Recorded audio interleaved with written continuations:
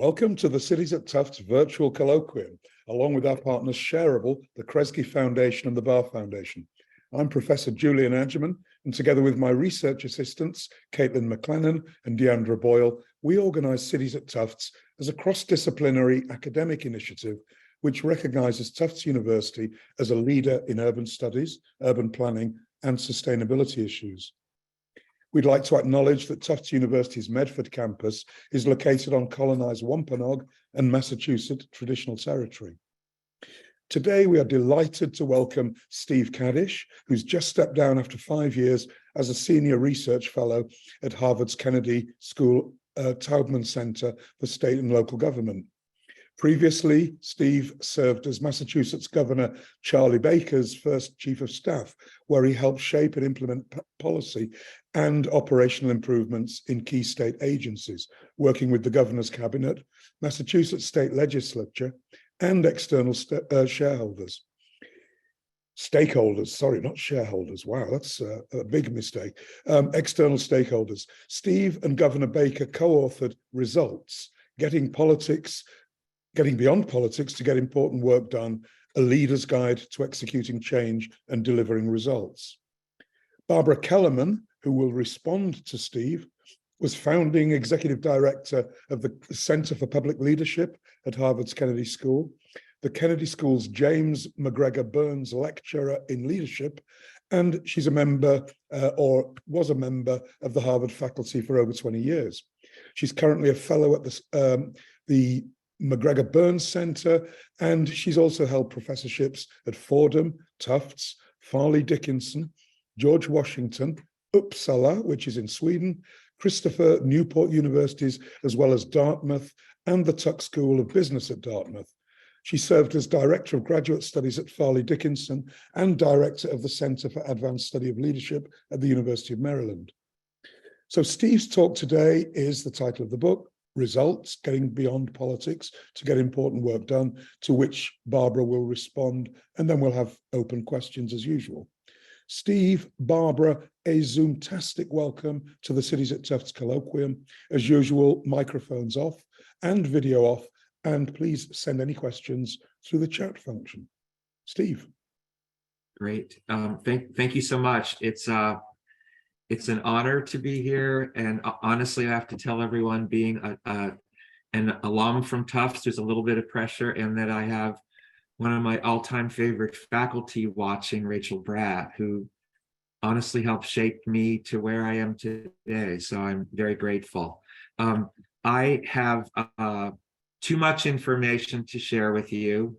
I have a significant PowerPoint presentation that I'm going to blast through, and I hope that either through the Tufts City series, or you can contact me directly. I'd be happy to make the full deck available to you so that you don't have to scramble and take down notes. So I'm going to move now to sharing my screen, which takes me about 10 seconds to do. And can you see that? Could I have some thumbs ups or head nodding? Great. Okay, let me move to slideshow from the beginning. Okay, here I go. So there are three things that I want to do with you all today. One is to introduce you to the results framework and a little bit about our book, but I'm using this in a way as a very fast infomercial about a workshop about how to get things done. Secondly, you'll see some tips and tools in here. They're throughout the book, but hopefully some of these tips and tools might be things that you could use immediately or think about using in your work going forward. And lastly, I hope that you find it a little bit inspiring. I'm a great enthusiast for what government can and should do. So here we go. The book, which was published last May, we're almost upon a year. We're in our second printing. It's divided into two parts. The first part is what I'm going to be spending most of my time on with you all today, and that is the four major elements of the results framework. The second part of the book are 4 case studies, And I am going to do a dive. I can't call it a deep dive in just 5 minutes, but a dive into one of the case studies, the Department of Children and Families. The case studies are on health insurance, on the MBTA, on the Department of Children and Families. And the last case study is on COVID. And it's one of the few pieces that I've come across, Barbara and others may have come across others, written by a sitting executive, governor in this case, through COVID. So here we go. I always start here, and this is a quote that we have in the introduction of the book. Let us not seek the Republican answer or the Democratic answer, but the right answer. Let us not seek to fix blame for the past. Let us accept our own responsibility for the future. John F. Kennedy. Our approach is, vehemently nonpartisan. It's not about blaming, and it's really requiring that you take things where you are and you move forward with responsibility. And if you all don't mind, this is such the opposite of what the former occupant of the White House before President Biden was there would do. This is our own John F. Kennedy, and this for us is really a great ballast for the approach for the results framework. Here's a picture from 8 years ago, 9 years ago, just as Governor Baker was taking office. You can see there's virtually nothing in the room. He's on the left, I'm on the right. And I show this picture, and his office was on the left side of mine, and the Lieutenant Governor's office was on the right side of mine. Charlie Baker is a lifelong Republican. Steve Kadish is a lifelong Democrat. I was not part of his political apparatus running the campaign, though we had worked together on and off in government and out of government, including the time when I was his chief of staff for over 30, off and on for over 30 years.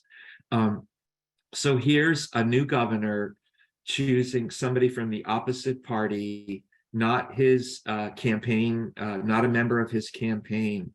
And for me, I kept asking, why are you sure? Because I was just such a different kind of a person to take the job. My experience has been as a chief financial officer, chief operating officer, big projects person in both the public sector and in the private sector, including higher ed and healthcare. And for this had a lot of the political people shaking their heads saying, you're bringing in an ops guy into a political position. Let's see how that works. And so that said a lot about Baker, is that he was really focused on solving problems and making the operations of government work. We did a lot, and we still a ton more to do. But this was our beginning. So now I'm going to dive into the results framework, and I'm going to talk about the 4 pieces. But we wrote this book for, largely, the audience was for those people who are interested in the public sector that work, especially for public sector leaders and managers. It was written by people in the public sector with direct public sector experience. There are not a lot of things out there, and our focus was about how to improve public sector services. When we started this book, and it took us almost 5 years to write, we thought about it as a book about how. There's good stuff out there about policy, about ideas, about innovation and so forth, both in the public and in the private sector. But what seemed to be missing for us was a book about how to do things in the public sector. We had exchanged articles and books over the years. They were always business books about how to do things that required a translation. So we wanted to provide information directly to public sector people. When the insurrection, and I can't call it anything less than that, on January 6th occurred on our nation's capital, and the very threat of our democracy, it was such a profound attack. Governor Baker and I literally got on a Zoom at that point and said, what are we doing writing a book about how to make government work better when the essential part of government and democracy was attacked? And we did put our pencils down and we thought about stopping. And we talked for quite a long while and we said, a government that works and can work and provides faith in our democracy. So we think about the book as a book about how to make the public sector work and hopefully provide some hope. So a lot of the media's attention is on, and you guys can read this here, is on legislative wins and budget dollars. Media is like a scoreboard. And what we are really focused on is more of a dashboard. We believe that as essential as budget and lawmaking are, they're only a piece of what makes government work. Our approach focuses on their necessary, but sometimes overlooked companions, successful execution and implementation. So here we go. I'm going to go through each one of these four key parts of the results framework. I'm going to blast and show you, there are tips, tools, and tactics throughout the book. I'm going to pull a few of those for you by way of example. But what I wanted to do here is to give you a sense of the approach that we used, the Baker administration used over the past 8 years. We always start with people, and people are policy. And this may sound a bit naive, simplistic, but people are what is required to actually get the work done. And just adding on work to an existing team, a new initiative, asking them to tackle a new problem without providing the full capacity for them to work, usually is a stumble along. Sometimes it's a success, and more often not, it's a fail. So we focus on selecting both the leader and the team. We focus on having people who are knowledgeable, subject matter experts, and people who have actually had the experience knowing how to actually launch the new program, make the adjustments in IT, facilities, processes. It's knowledge and know-how. I'm a firm believer that in every organization there are great people, even in organizations that are having difficulties, and yet when change is required or a new program is needed, the combination of bringing in new people with the existing current staff creates the appropriate kind of constructive tension to make things work. And this is really a tip, and so I'll go to it. It's a dedicated team. I have found over and over again, and then through COVID, I actually, when the governor would call and ask me to work on things, I would say yes, but let's make sure we have the dedicated team in place. And actually throughout each one of the case studies in the book, you'll see this, and with other things. But the dedicated team could be as few as 2 or 3 people, but it's the idea of having a core group of people who are 100% spending their time devoted to the effort. In the public sector, it's hard to do. In a lot of nonprofit organizations, it's hard to do. But when you do this, and you can do it, and there are sort of tricks to the trade to creating this dedicated team, it's like a rocket launcher in terms of getting the project done. So we start with people or policy, leaders, teams, knowledge, know-how, new people and current staff, and a tip is the dedicated project team. Second element of the results framework is follow the facts. There are 2 pieces here. Data evidence, hard data. This is the stuff you can read, the stuff you can readily evaluate. It might be budgets, it might be reports and program descriptions. In the public sector, if there are metrics, we spend a ton of time on those, both at the individual transaction level and at the programmatic level. And this is critical baseline information to chase down and look at and really understand basic context. And I have to say, for a couple of decades of my life, I was super anal focused on the hard data that I could find. And honestly, it took me time to appreciate what I call the points of pain and the demonstrated real world impact of a problem on the, I'm going to use the word customer, the clients, the people who are getting the services from the public sector program, as well as those people who are providing the service, the employees and the providers that are doing it. And as tough as it can be, is also to pay attention to media reports. So we look at and insist upon both hard data and qualitative data, data evidence and points of pain, to really define the problem and to learn what the key points of intervention are. Here's a tip that I like to use. I call it round the table. I just finished using this on a project that I completed this past weekend for the World Bank and with a project team based out of Africa. And you guys could use it in all kinds of settings, whether you use it as part of your discovery of what the issues are, or I also use the round table for project status. It's simple.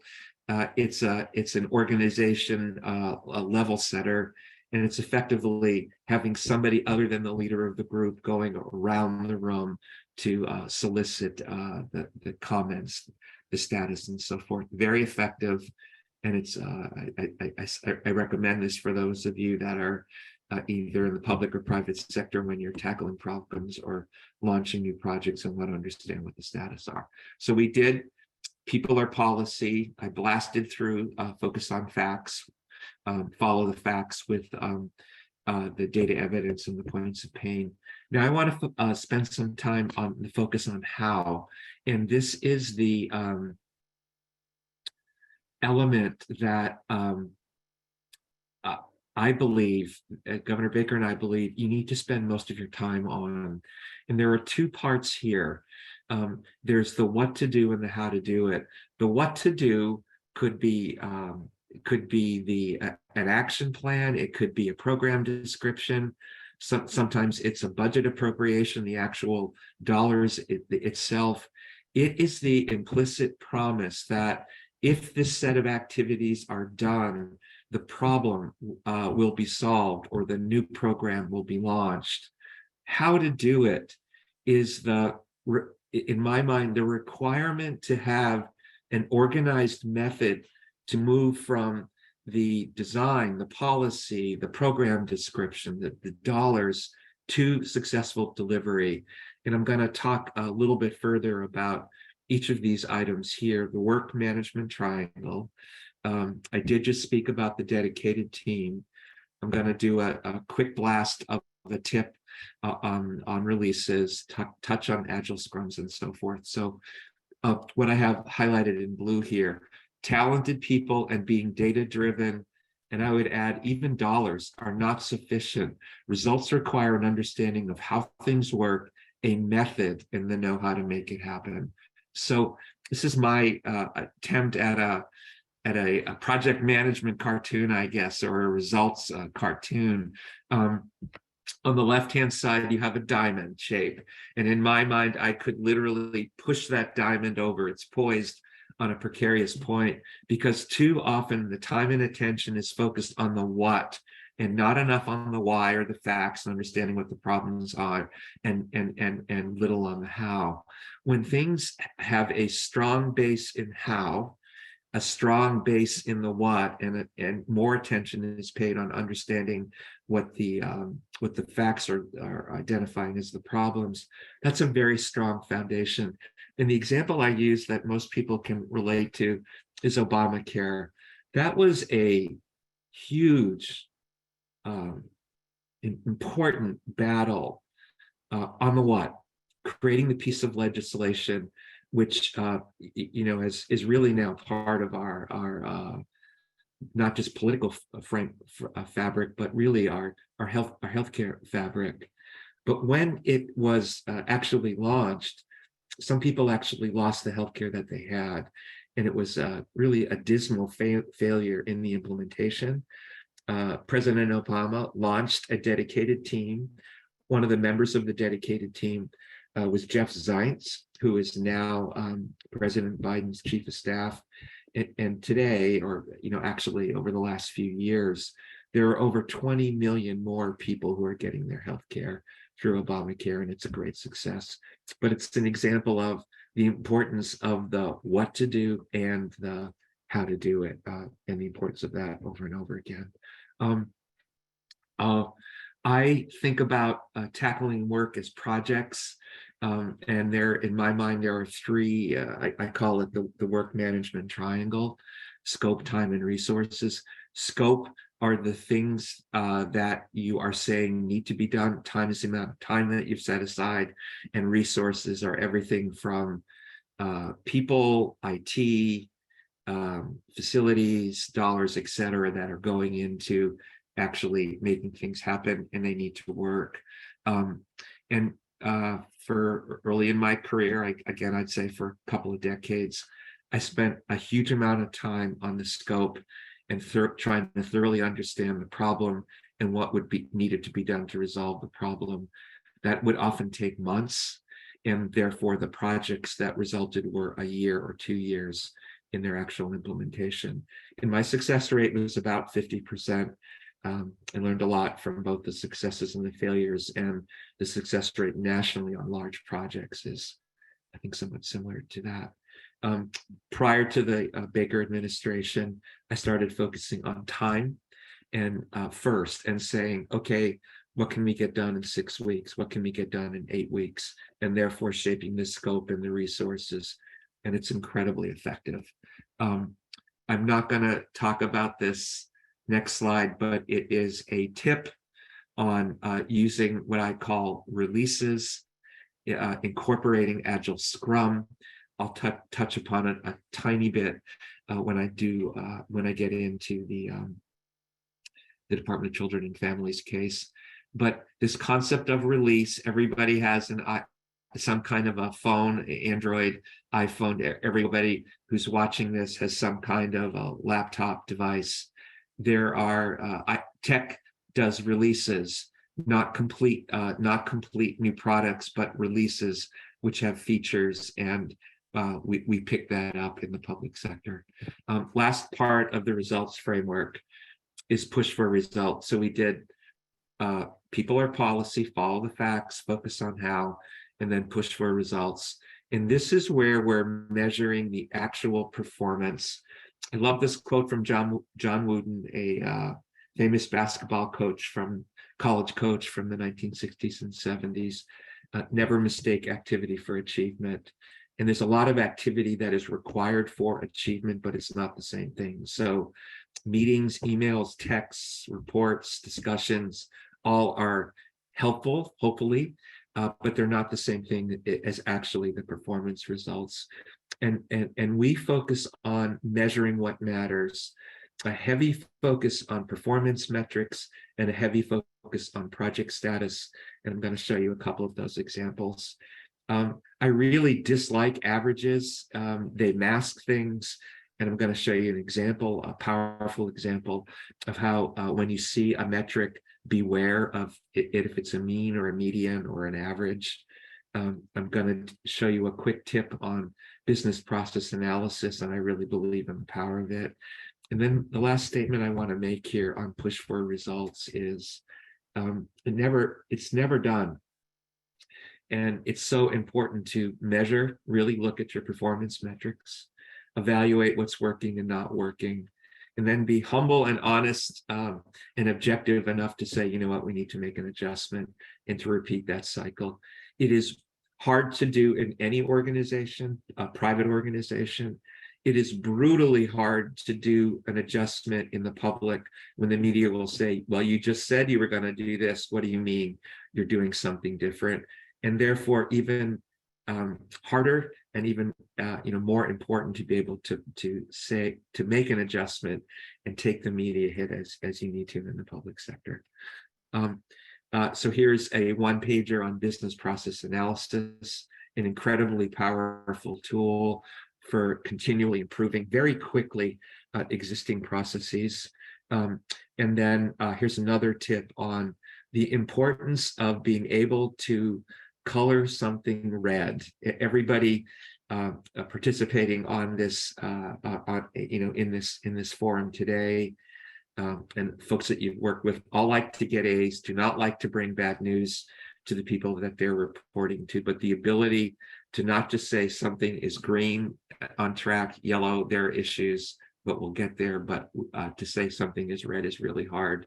And it's even harder for leaders to create environments where red and questions about metrics, as I've said here at the bottom, create an environment that's comfortable about raising the uncomfortable to get at better results. So now I'm going to do a case study in 5 minutes, and then Barbara, turn it over to you. And I'm going to blast through this case study. And as I've said, it's probably not fair to call it a case study, but it's more just a bigger example. These slides, I'd be happy to make these available. Baby doe, I'll let you guys read this, but there were 3 terrible incidents in the summer of 2015, beginning just about 5 months after Governor Baker took office. And baby doe was this horrid example of a child who was found in garbage bags on Deer Island, mutilated, and child was called baby doe because there was no identification, and this was in June. By September, after 2 other tragic incidents, we started the turnaround of the Department of Children and Families, and we were in the midst of the turnaround efforts in one of the turnaround meetings when the district attorney released the name of baby doe. Baby doe, her name was Bella. For those of you that were looking at the globe or paying attention at this time, on the left-hand side, you had the police portrait of Bella, and on the right-hand side, you had her actual picture. But this was, in a way, closure that there was an identification of this poor child, and the beginning, really, of the turnaround at the Department of Children and Families.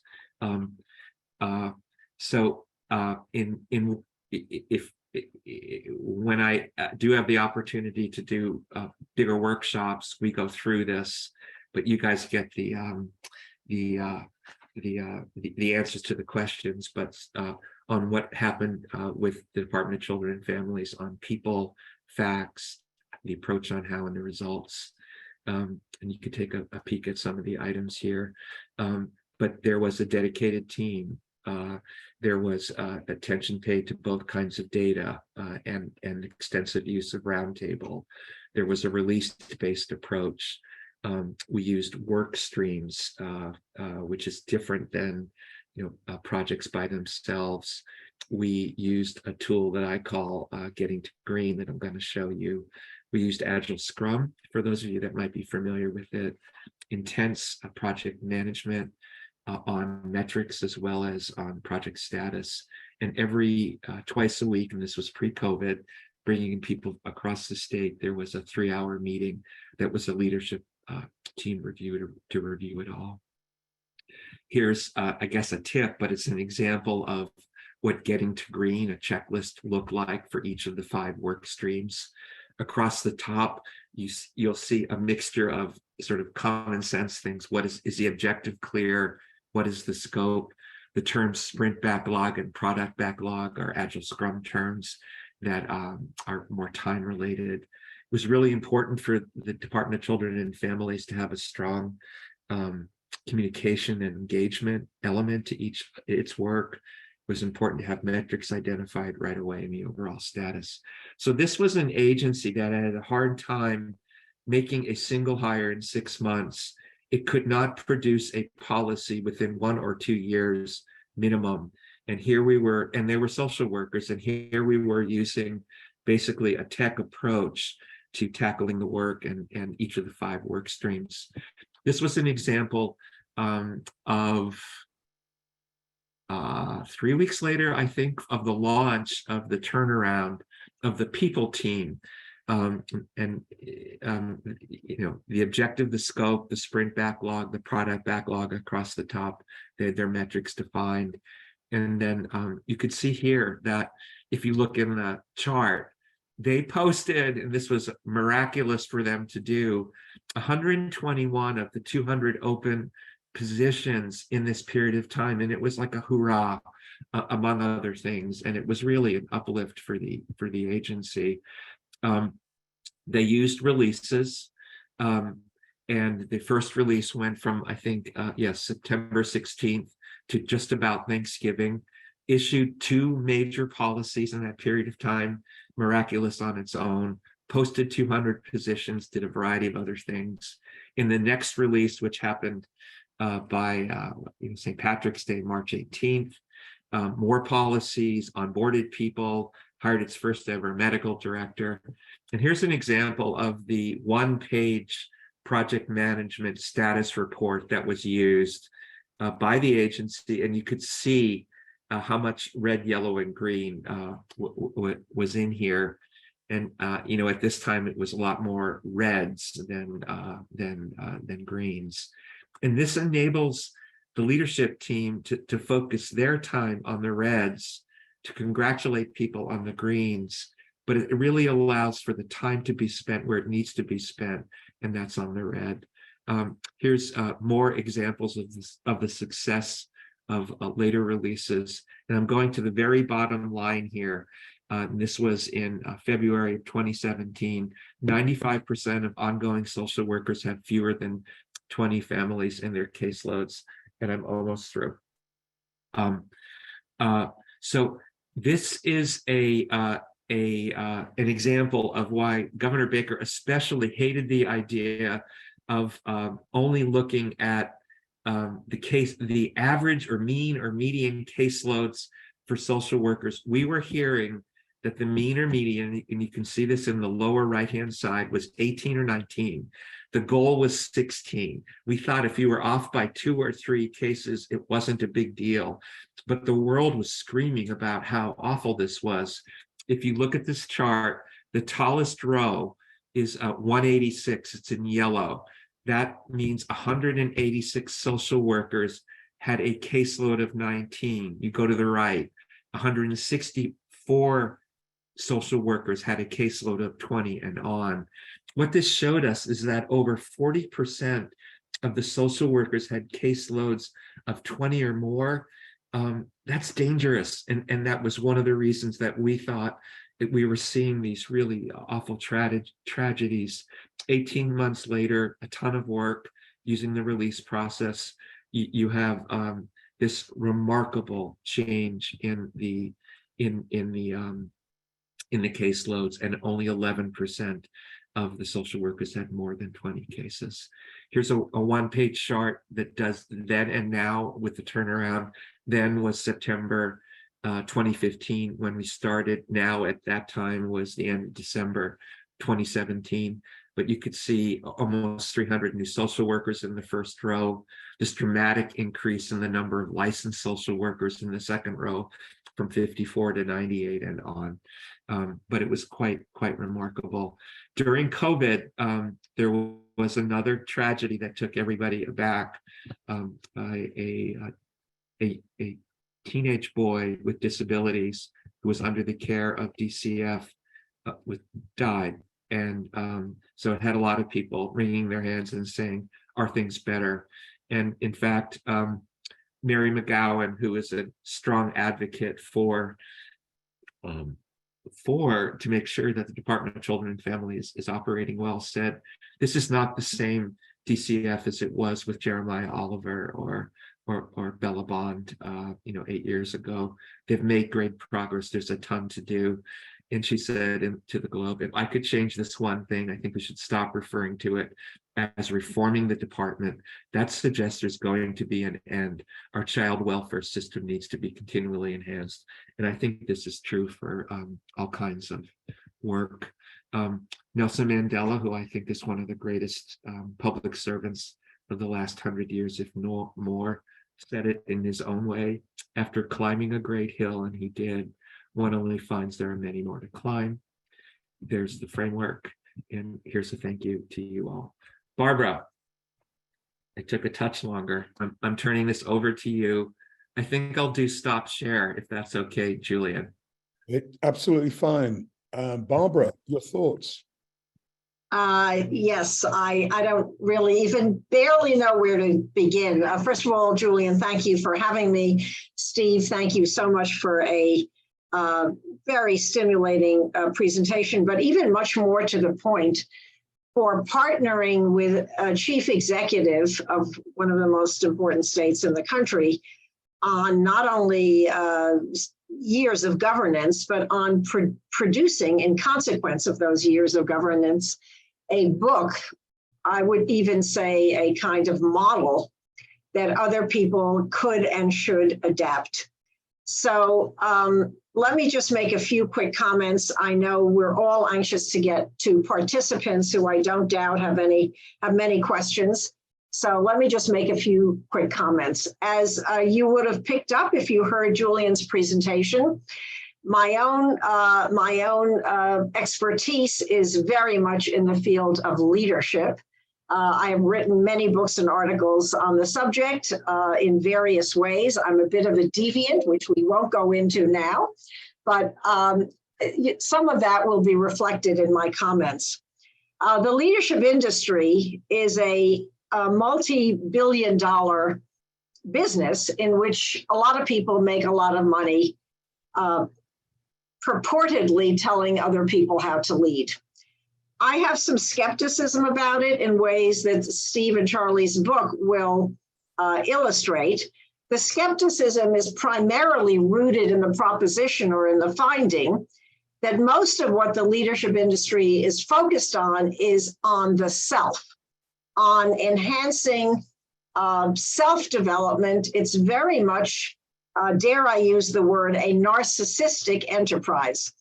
I have a model that I've developed over the years, which relates actually to the book under discussion, which is very simple. I call it the leadership system, which defocuses emphasis on the leader and brings into much sharper focus two other components. And in fact, I give them equal time.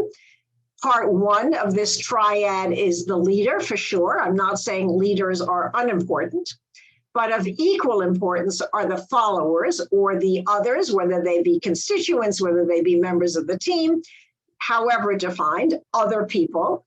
And the third, and I think Steve would very much support this one as well, is the context. What is the context within which we're operating, which to some considerable degree is neglected? I'm going to just read a paragraph or two from an article that's coming out in the Harvard Business Review. I think it's actually already out. It's called The Leadership Odyssey. And I'm citing it because in my view, it's quite typical of what you find in the leadership literature. It talks about broadening your people skills, and then it boils that down into three different stages or steps. One is what they call departure. I won't take the time to define it. Two is what's called the voyage. And three is what's called the return. But I would say this kind of literature is really rather the antithesis of what Kadish and Baker have tried to do, which is really a hands-on, extremely practical manual of how literally to proceed. So again, in the interest of time, I'm going to make just a few closing comments. My own feeling about the book, and in particular the four-step framework, is that by far the most interesting one is step 3, which is the focus on how. It is the implementation. I cannot tell you, having been in this field for many years, how little talk, how much, as I said a moment ago, people talk about the self. I need to be more self-aware. I need to be more self-conscious. I need to develop my own skills. And how little people talk about how, in fact, important it is to figure out if you want to get from point A to point B, how as a leader or a manager, by the way, I'm not going to spend time on the differences between those two words. Many times they're used interchangeably. How as a leader or a manager are you actually proposing to do that, to get from point A to point B? The degree to which that is underemphasized in my field is impossible to exaggerate. For those of you who have the book, holding the book up, Steve, I hope you're pleased with that. There is on page 86, and I think Steve briefly alluded to it, but I'm going to single it out, what he calls a checklist, what they call a checklist to green. And I just want to make a brief comment about checklists. Checklists, the word has rather a mundane kind of connotation. Oh, how boring, a checklist. It has been demonstrated, particularly, or I should say first in the field of medicine, that checklists, instead of being mundane, are actually, I myself have written oddly about this, are actually extremely useful and practical guides to do what I described earlier as getting from point A to point B. So I commend the checklist. I particularly, for those of you who are interested in, to use a word that is not exactly original with me, results, to those of you who are interested in results, this checklist, I would argue, is particularly important, mainly because this issue of results is often sidelined by those who say they care most about getting results. Finally, again, I could spend hours on all of this, as I'm sure Steve felt frustrated that he only had about a half hour, but I'm going to close my comments by saying that the military, in particularly, the Army has a three-stage mantra, leadership mantra, which they call be, know, do. Once again, even in the military, which I by and large think does a better job of leadership training and education and development than any other organization, academic or otherwise, in the United States, the emphasis, even when they say do, if you look at what they mean by do, they're not exactly talking about the same thing as the two authors of the book under discussion. It's kind of a more general framework. What's really strong about this book are the specifics of how to get, again, from point A to point B, because there's oddly, curiously, very little out there that covers this territory in particular. Julian, I turn it back to you in the interest of enlarging the conversation. Okay, I don't see any questions in the chat, but I'm going to call on Rachel Bratt as a mentor of Steve's to offer some reflections. Rachel.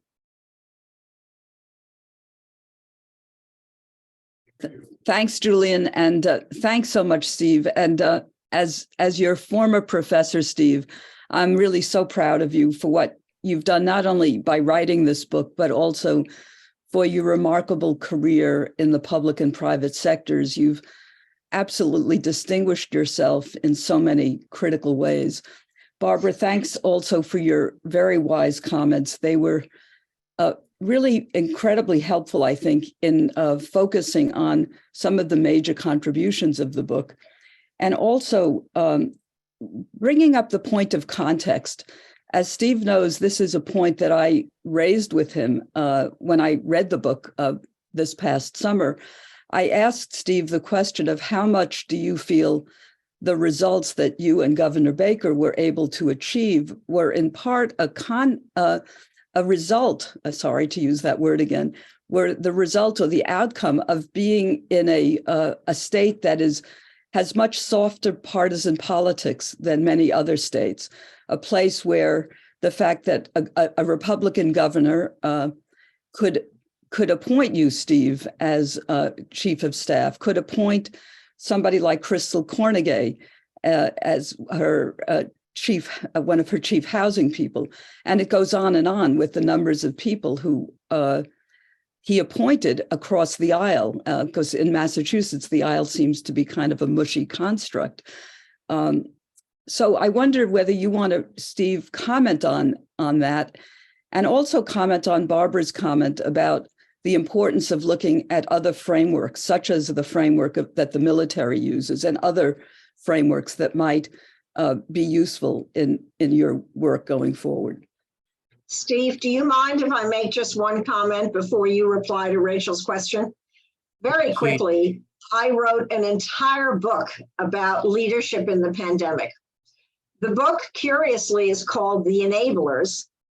And I'm talking obviously about Trump's leadership during the pandemic, which is, shall we simply say, rather the diametric opposite of what you were able to accomplish in Massachusetts.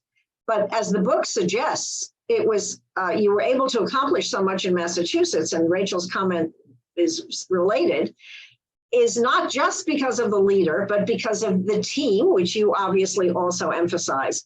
And Trump's team during the pandemic, they were, to use the word I title the book with, enablers, which is, I gather, exactly the opposite of what you were able to, the group that you were able to bring together in the state of Massachusetts. Thank you. Julian, do you want several questions and then to have Barbara and me respond, or do you want to do them one at a time? What would you like? Just keep talking, Steve. Just keep talking. All right. Because as Barbara said, to expand the discussion. See, there was one question in the chat. Rachel, the point you bring up is, did this work? Does this work? You know, even more pointedly, because it's Massachusetts and it's because you two guys, and I think that's an absolutely fair observation. And I'll say, and I'll respond with two things. I'm going to use the example of Massachusetts, but I know it's true in any state administration, and probably also true in local government and in federal government. But in Massachusetts, if we have, say, 43,000 employees in the state administration, there might be 200 people in the administration who have the word policy in their title and honestly in their responsibility. The rest of us are all responsible for delivering services which by and large are not political. And there is so little help provided to the public sector in terms of training and learning that how to actually implement the wishes of the legislature or making the change that needs to occur, or launching a new program, is that I have found myself over and over again in a bunch of organizations really on the question, on the point that Barbara made so well. It's focusing on how do you get from A to B idea to the actual delivery. And so I've had the opportunity to make lots of presentations to people now throughout the country, and having a framework that is pretty simple, that is very flexible, but and I love that you pulled out the checklist, Barbara, and a way to know where to start has been so useful and for people. So I'm going to say the relationship that Charlie Baker and I had is unusual, was unusual. We were able to do things, therefore, I think, quickly, more quickly. But the precepts of the results framework, I know now are allowing a whole lot of other people who don't have Charlie or Steve as their names to get things done. So it works. It works. I know it works at the local level. I've seen it work on international projects. I've seen it work at state level projects without, my and Governor Baker's personal involvement. We do have a question, Steve, from the audience, from Erin Graves. Erin says, the example of good leadership in the military reminded me of an underlying question. How does this help assess the merit of an initiative? Yeah. Erin, thank you for being here. And this is the same Erin, I think, Julian, who kicked off your series in January. So Erin, double thanks for being here. I believe that, and I can't address the military decisions to go to battle. So I'm going to translate that to what that means for state and local government. And that's why we follow the facts, and we spend good time on understanding the hard data as well as understanding the points of pain. And the purpose of that is to not just, I've seen too many people leap to the, oh, I know what the problem is, let's do this. I think I get what's going on, let's do this. Spending time on the facts, understanding the data, and then understanding the legitimate, often difficult points of pain of those who are receiving the services directly or indirectly, or those who are providing it, really help to frame, describe, define what is the problem to solve. And then therefore, the what to do should be based upon the problem to solve or the new program to launch. So I can't and will not speak for the decisions that go into some of the larger military decisions, but I can say on 90+% of the work that state and local government confronts, if you are focused on following the facts, both the data evidence and the points of pain, you will then create the what to do's that legitimately focus on those problems or launch new programs. I need to take very quick, Steve, I've agreed with every word out of your mouth until this response. You've used a phrase that I do want to take issue with. You said, and I'm now quoting you exactly, military decisions to go to battle. For the record, those decisions are not usually military decisions, they're political decisions. And the military executes, or dare I use the word implements, policy decisions that are made by, generally speaking, elected officials and or their deputies. So sorry. I think it's good that we disagreed at some point. We don't want to be too kissy, huggy here. So that's good. Thank you. And I was playing with that word as I spoke. And Barbara, thank you for making this honest.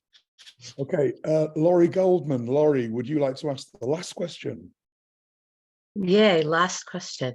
Thank you very much for this presentation. I really love that you have so cogently called attention to the need to focus on the work of governance and the work of implementation, that's something that we need to be doing, and that's part of the continual improvement that you noted. So I'd love to hear how you think about those who are closer to the ground of where the policy doing has its effects, are involved in this process of the continual improvement. And by the folks on the ground, I mean both the constituents, the residents, the participants in the programs, the people influenced by the regulations, and also the frontline staff who are part of using their discretion as part of that adjustment that is going on.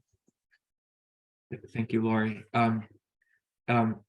We have this concept called getting out of the tower, and it's to stress the importance.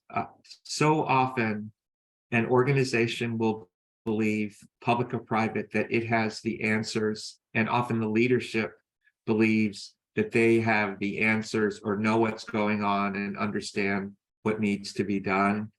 And what I've appreciated about Governor Baker, and this is one of the things I've really learned from him, is the importance of getting out of the tower, whether that is reading a hard data peer performance report about how your organization is doing versus another organization and learning from that, whether that is speaking to the folks that you've engaged to provide the service, whether that is, and it's so powerful to hear people who are the customers of the service, and the staff who are providing the service. And so in the last few years, I have spent time working with state agencies on key initiatives to help them create the forums where they're listening to folks who are either the direct providers or the staff, and also be open to the direct impact of customers. But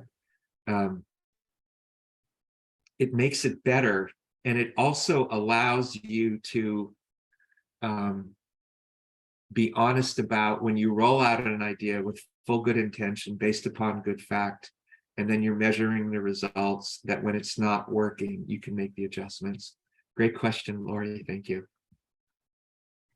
And I'm afraid that's all we've got time for. Can we thank Steve, Barbara, the questioners? Great presentation, Steve. Let's give a UEP thank you to Steve. Thank you. Our next colloquium, our final colloquium for the semester, will be April 26, when Asim Inam from the University of Cardiff in Wales will present on co-designing publics, radical democracy, and transformative urbanisms. Thank you, and see you in 2 weeks' time. Thank you.